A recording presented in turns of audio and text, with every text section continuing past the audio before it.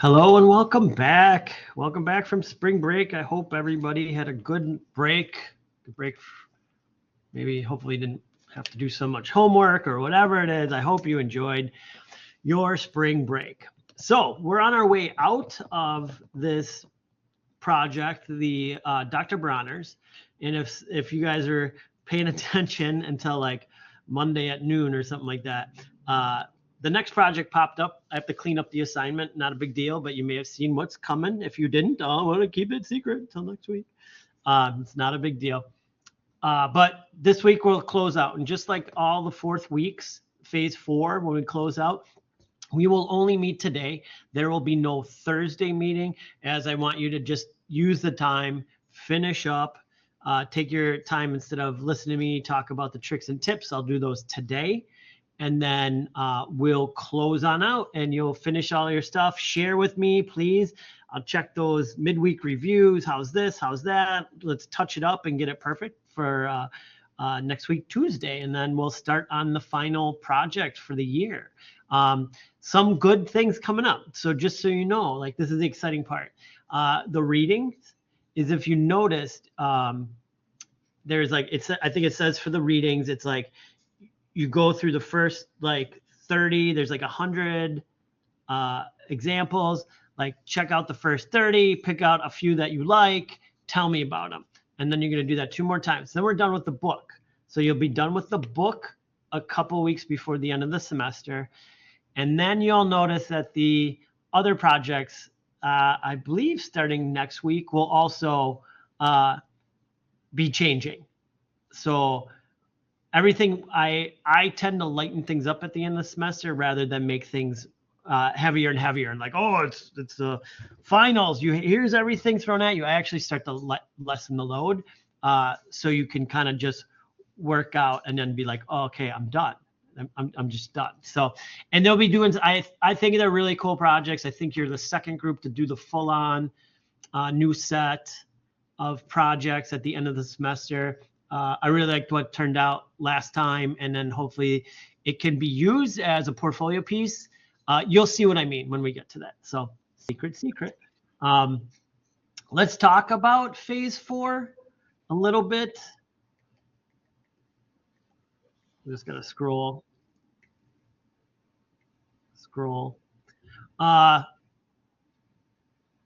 The final is here. Just make sure you include everything, and then we do our mock-ups for this. So make sure you have everything in there. I just thought, yeah, I'll open up this just so you can see this again, and then I'm going to talk about mock-ups in a minute. But even just looking at this piece right here, make sure you have all your parts and pieces. Like here's the poster. Here's the poster mock-up. They mocked it up in 2 windows. Here's the web page. They mocked it up in 2 areas. Here's the flyer, front and back, mocked up. Here's the billboard, mocked up. And this is a really good segue. Social media, completed, mocked up, and then stand up. So all the parts are due next week, Tuesday, at the end of the day, Tuesday, 11:59, next week, Tuesday. And like I said, work with me on them, start sending them back and forth, making our tweaks, getting everything together. Again, the big part about this assignment and all of this semester is brand consistency. If you do it in one piece, are you doing it on the other pieces? Do they all look the same? Are people going to recognize from one to the other to the other? And like that's why I keep showing this one, is that brand consistency. Same 2 people, same rainbow. The rainbow may change a little bit, and then same logo. So they're using all the same elements. They didn't change new elements. They didn't switch anything out. It's that brand consistency that no matter where you see it, you will recognize like, oh, I think I saw that before. Oh, this may be about that promotion I read about. It's going on for a week. And so that's what we're looking for, is that brand consistency, that there's nothing changing. None of these went to like purple background or a red background. Like they all kept the same kind of sky background. Here and here, like the design pieces I'm showing here, here, but there's that brand consistency. We need to make sure that people recognize that once they see this promotion, they know what the promotion looks like throughout. And you should start to recognize that in your own life as you see advertisements, or, when we talk about the social media. If anything pops up in your social media and it's a promotion, exactly what it's Earth Day week. It's Earth Week. It's Earth Day is yesterday. Earth Day was yesterday. But look at all the promotions. Look at what Google does. Look at what everybody does. And they're going to have brand consistency. If they have more than one ad, it's going to be a repeat of the same information, so you recognize it and you understand it. So that's where we need to make sure that we're really sticking to our brand that we built.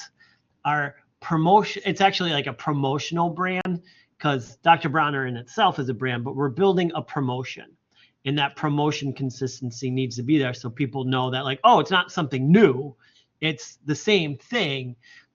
It's not a different promotion, it's the exact same one. And I know that because rainbow to rainbow to rainbow, at least for this student's work. So we got to really make sure that we stay on that. Now, the other one is the mock-ups here. These are really quality mock-ups. And what I mean by quality mock-ups is they're finding good setups on the internet in areas to fit. So look at this long one.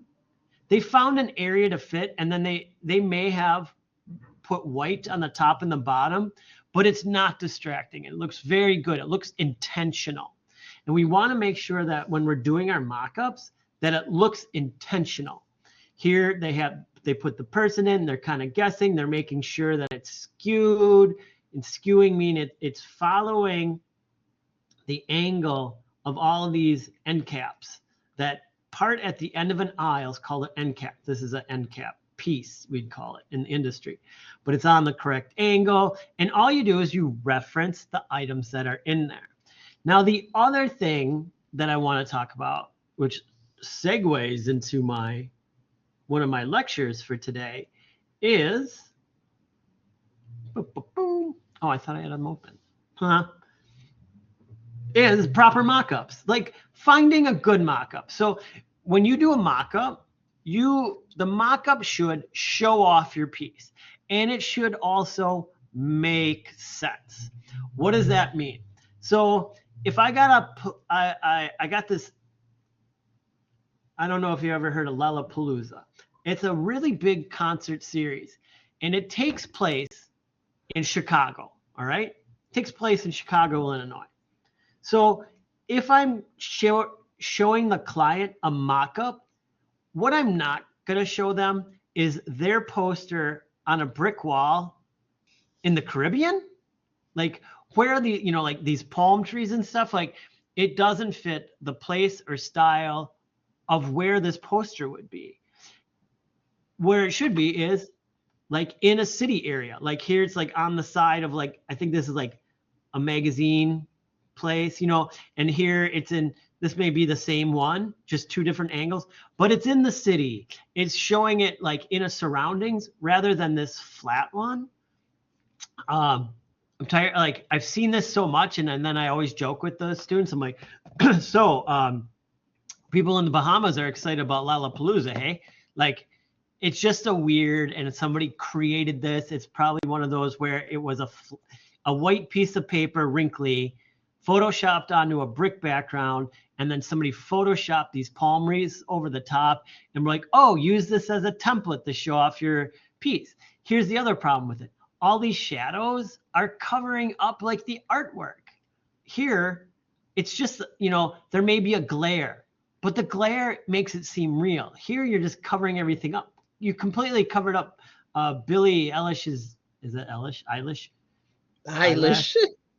Eilish. You're covering up. Eilish. Eilish. Yes. So, and then the other one that I hate seeing is this one. That really simple one where somebody took, like, the poster board, because I'm sure everybody in their house is sitting around and like, you know where we should put the poster? On the floor.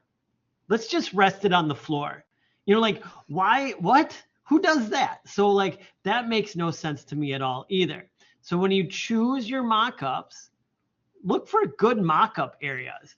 It's as easy as like, you know, like, I don't know, we're doing a billboard. You could do, or like that last one, billboard on a building. Search images, you know, and then I want to go to tools and I want to go to size. I want to go to large. And I have those. Like, so here are just a ton to choose from, but also make sure it's the right proportions. So when you put in your piece, don't grab this one right here and then be like, oh, I stretched it to fit it. No, there's like 700 in the size that we want. Choose accordingly and make sure you're not stretching your image. So billboard on a building. What about posters on a building? You know, like this is even decent. I don't mind this one, you know, pops right up. Make sure you get the shadow in there. Really easy stuff that you can Photoshop in. Look, bump. Again, why did you put them? You're too lazy to hang it up. My landlord won't let me put holes in the wall. You know, like, who does this? This is dumb. So, you know, choose accordingly. Make sure that it's showing off your piece and not making your piece look worse. You know, like I said, making it look worse is like this one right here, where all the important information except for the logo is all covered up by shadow. So when you mock it up, when you're doing your mock-ups, make sure they look good. And it's just little image searches. You can try pixels too. I think I talked about that last week. There's that whole grouping of websites you can go to. Let's open this up. Let's go to pixels.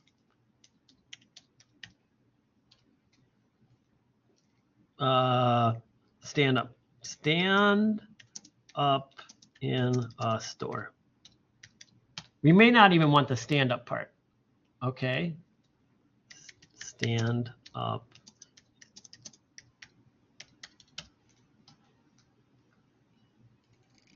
Okay, it's not what they want because they want people standing up probably. Store inside a store.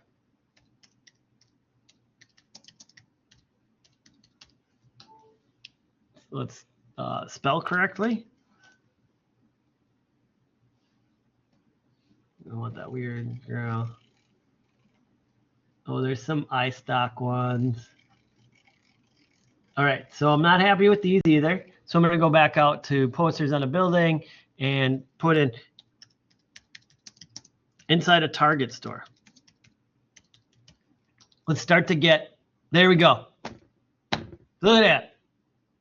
Pick one of those and put it, you know, use that. This fun one, you know, whatever you got, you know, play around. The searches don't always come immediately, but don't just then pick the worst. Play around, you know, and save a bunch of images too. Like, oh, you know, if you're like over here and you're like, oh, this one might, none of these are good. I take that back. All those are crap. But, you know, here, you know, you grab a couple. I wouldn't take this one because one, it's a YouTube. And then two, it's really dark. This one is the front of the store. Why would I put a stand up here? That doesn't make sense. Nor does it make sense to put a stand up here. But we get a stand up, we go in here. Now that you look though, do you want your stand up like it's a really odd angle? So you want to make sure that if you're doing an end cap that like, oh, I can see the end cap. Like, oh, this is good, but this is the toy section. So play around, look around. You know, you'll find it inside Target to inside Walgreens.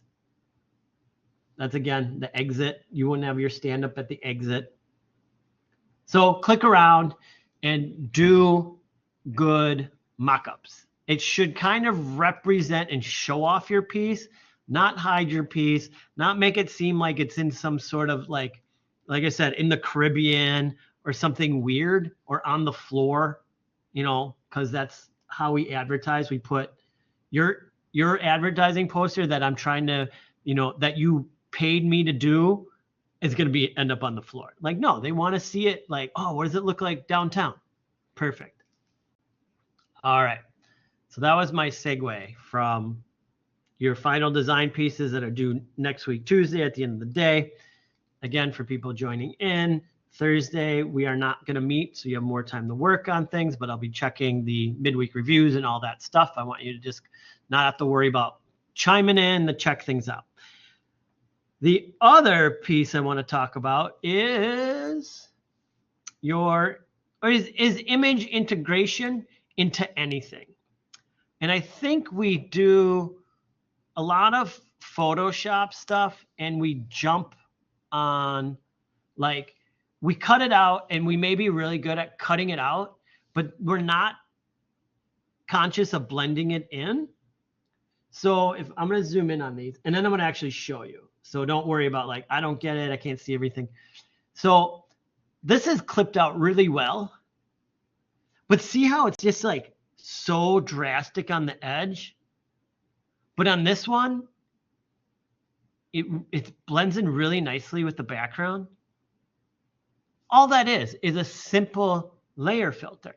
But I'm looking to see, I don't want it to look cut out. I don't want it to look like somebody cut out the thermos and put it into the black background. I want to make people think that it was actually shot on the black background. And I did that with an inner glow. And like I said, I will show you. And the simple one is black because it just blends right in. The harder one is red. But I basically did the exact same thing. It's the same bottle, but instead of inner glow of black, I made sure the inner glow was in the background color that I'm using here and to blend it in. I did it a little extreme.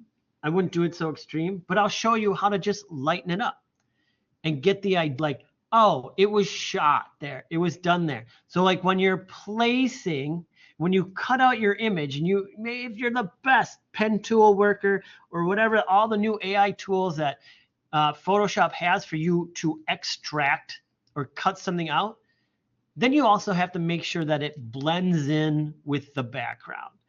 And I'll tell you what, I bet you everybody forgets the lesson from Photoshop about the girl in the magazine cover where you puppet warp her head. But there's a whole section in that in your very like first 4 weeks of taking Photoshop that you have to like go and cut the girl's head out. And then they actually talk about making sure it blends in with the new background better than it does. So if you need like a refresher on that version of doing it, which uses the layer masks, which I use layer masks a lot, but I don't use them to that extent of that layer mask system, because I feel like I sometimes want to move back and forth faster than like reopening this whole like new window. Personal preference. Just take that as personal preference. But go back and look at you guys, if you kept the book, you have it. If you have those files, look at them and be like, oh, yes, like I got to remember to do that. We want our images to not look like they're stuck back in, but blend back in. A softer note around them will make it seem more like a real photo and that it's intentional rather than seeing like these sharp points, which for all intents and purposes, it's cut out perfectly, exactly where it should, but it's just too abrupt. It's too abrupt. So this is my starting point with this. All right. This is the image I took. I don't have the layers on this one because this is just the example, but I took this and I went around it and I cut it out with the pen tool. I made a path, took my time, you know, I kind of always enjoy sometimes cutting these out. I took my time and then I'll do the black first. And then we have this, but then I was like, you know, as I said, it sticks out too much. See that edge? Oh, I got to zoom out a little bit less. Like, you know, we got a really perfectly straight line and it comes to this edge and it gets a little, and it's okay. But what if I do this instead and really soften it up so it looks like it's in there? Yep. There we go. Oh, why am I not using my shortcut?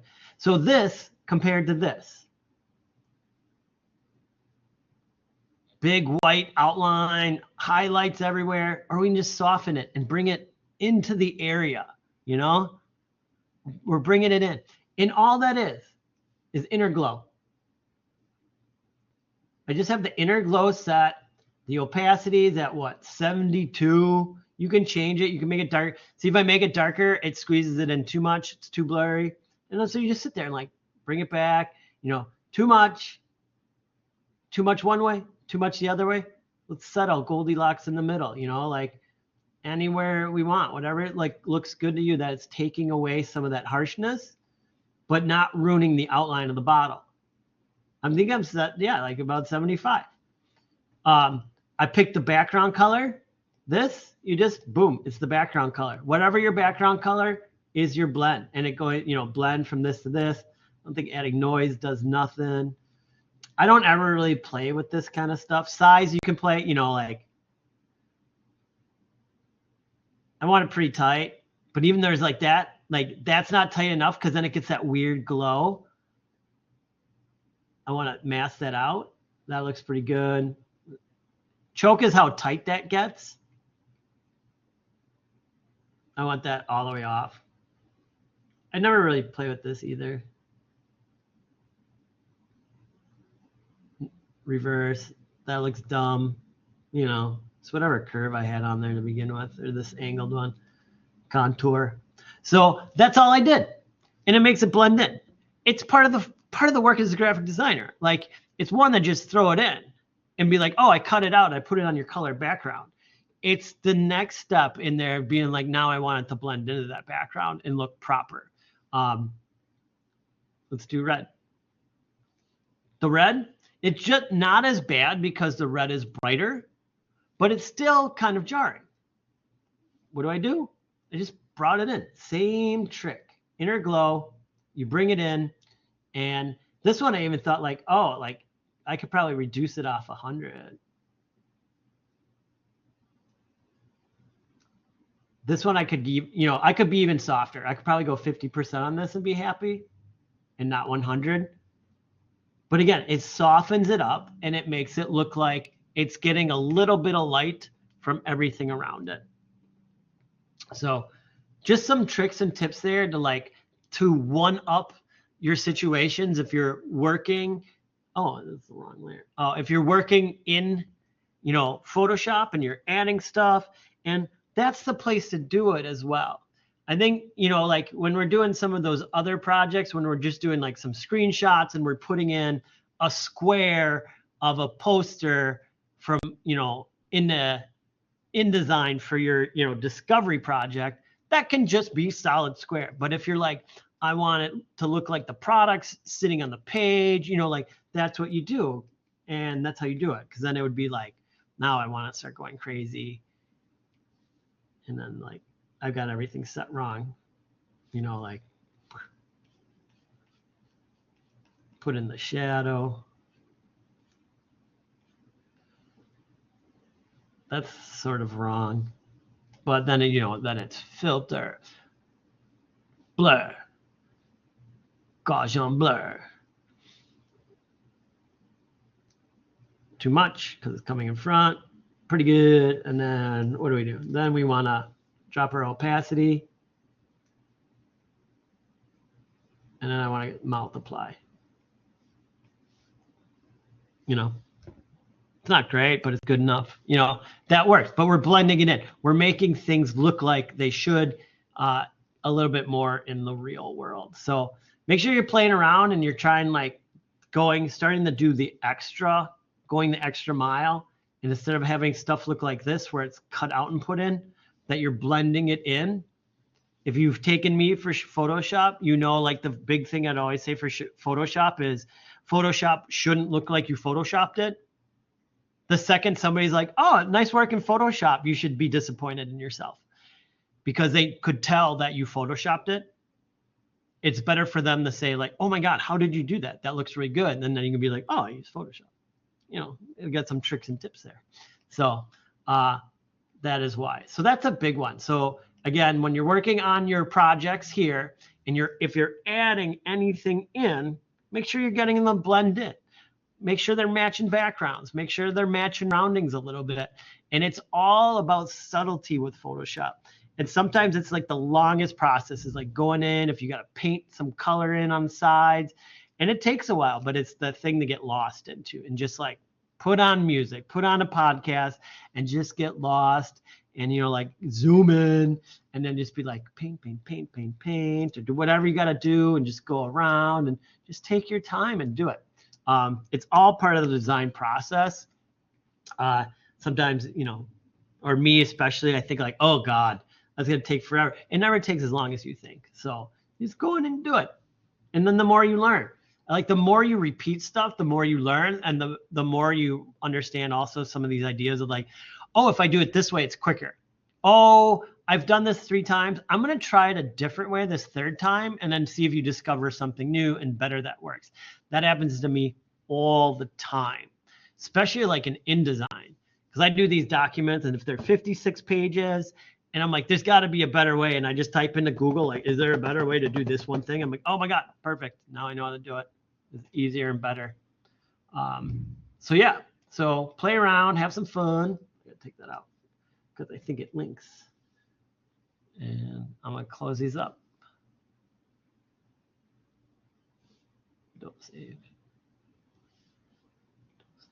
Oh, let me just double check where we're at with, I said starting next week, but I didn't fully look. So finish up everything here. It's for Media D. Yep, no, we're still good. We're still good. And yeah, for the case studies, like I said, there's 17, 1 through 17. Read is count out the first 17 cases and pick a few that stick out to you. You don't have to write about every single one, but they're really cool to look at, and really check that stuff out. Registration is open. Here's our standard list to know, what you've taken, what's coming up, what do you got to take next. You guys should be in this area here. I never talk about these because you're on your own for that. I know nothing about those, but you should be in your area here because we're here. Boop. So make sure you take care of that. I think there's one other thing, but I should have written it down. I didn't write it down, and now if I remember it, I'll save it for next week. Is there any questions, comments, or concerns moving forward and finishing up the Dr. Bronner's promotion?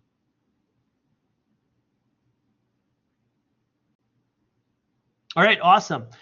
Again, you have Thursday, no meeting on Thursday. I'll send out a note just reminding everybody that no meeting on Thursday. Just watch this video. The tricks and tips are there, and use the midweek review and all that kind of stuff, and I'll check your work until the project's due. So, all right, cool. Welcome back. I'm glad to be back. It'll be exciting to move into our final phases of this course as well, and start getting seeing how things will turn out in the end. So, awesome.